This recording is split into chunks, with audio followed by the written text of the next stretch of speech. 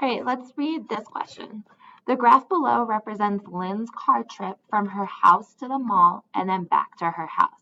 If each section of the graph represents part of Lynn's trip. So my first question here is to define the independent and dependent variables. So independent is always on my x-axis.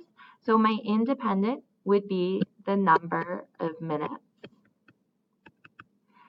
And then my dependent variable is always on my y-axis, and that's her distance from home. So we see that she started at home, and then we can understand other parts of the trip. Right now, our next question is which part of the trip indicates that Lynn stopped? Lynn being stopped is going to be a slope of 0. We are going to have time increasing because time is on our x-axis, so time is going to increase. But while that's happening, she's not going to be moving up or down on our y-axis, and that happens at section R. So time is going on, but nothing is happening to her distance. Our third question asks, when is she traveling the fastest? And the key here was, what was her rate? So not only where was she traveling fastest, but what was her rate when she did that? So in order to do that, I have to look back up at my graph. And what I'm doing is I'm looking for the steepest line. The steepest line is going to tell me that the shortest amount of time passed with the most amount of distance. So if I look, I know that R is not going to be an option. If I also look, S is so gradual. She travels only a half mile, only one box in all of those minutes. So I'm also going to eliminate S.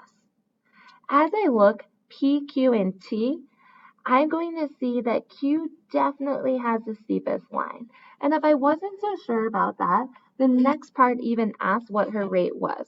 So I know that it was at Q. Now I'm going to figure out what her rate was. To find her rate, I need to make sure I understand how my axes are going up. So each of these boxes is worth a half. Okay, so we go 1/2, 1, 1.5, 2. So if I'm looking at the rate of Q, I'm going up 1/2, 1, 1.5. So I know I'm going up 1.5. And then let's figure out how much each of these boxes on our X are worth. We go 2, 4. So this halfway point was 2. So this point again. So we go up 1.5, 1, 1.5, and then this is worth 2. So what that says is she travels 1.5 miles in 2 minutes. I got those units just by reading my independent and dependent variables.